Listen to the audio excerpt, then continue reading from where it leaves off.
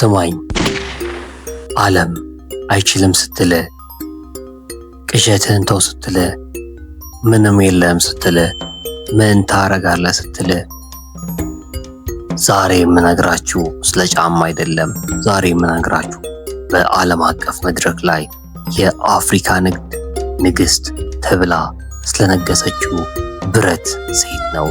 በአያቷ ግቢ ውስጥ ካለች ትንሽዬ ጭቃ ቤት ተነስታ ዛሬ በለንደንና ኒውዮርክ ሰማይ ስር ስሟን በወርቅ ቀለም ስላሳተመችው ቤተልሔም ጥላሁን ይህ ቪዲዮ ተራ ታሪክ አይደለም። ይህ ለእናንተ የተላከ የንቃታችሁ ጥሪ ዌክ አፕ ኮል ነው። ቦታው ዘነበ ወርቅ ነው። ለብዙዎች የድህነት መቃብር፣ ለቤተልሔም ግን የራዕይ መፍለቂያ። በአካውንቲንግ ተመርቃ ቢሮ መቀመጥ ስትችል እሷ ግን አይሆንም አለች። በዙሪያዋ ያሉ ሰዎች ተስፋ ቆርጠው ሲቀመጡ ማየት አቃጠላት። ለምን የራሴን ኢምፓየር አልገነባም ስትል ሁሉም ሳቁባት። የአካውንቲንግ ዲግሪ ይዘሽ ጫማ ሰሪ አሏት። ያኔ እኔ ቤተልሔም ዓለምን የሚያስገርመውን ውሳኔ የወሰነችው ያኔ ነው። ጅማሮ ገሃነም ነበረ። የመጀመሪያው ጫማ 3 ኪሎ ይመዝን ነበር።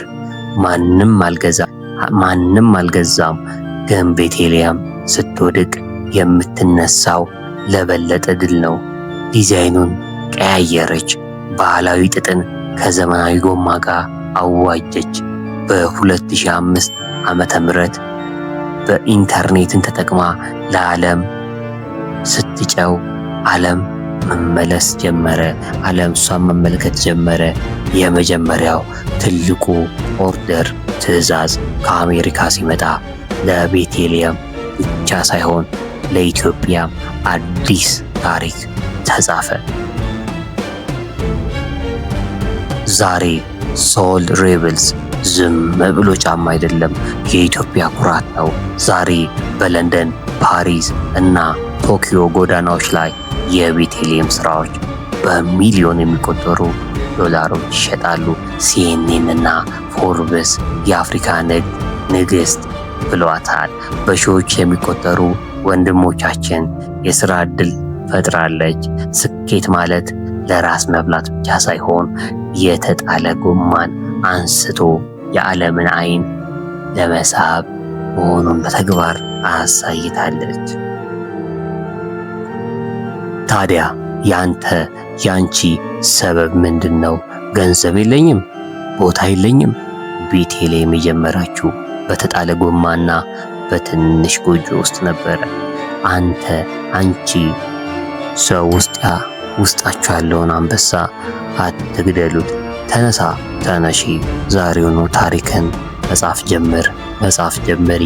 ይህ ቪዲዮ ነፍስን ካነቃቃት ላይክ አድርገው፣ ለሌሎች አጋራ፣ ሰብስክራይብ አድርገው። የዚህ ታላቅ ጉዞ አካሉን። በሚቀጥለው ቪዲዮ እስክንገናኝ ለዓለም የምትተርፉን ሰላም ቸርን ሰንበት።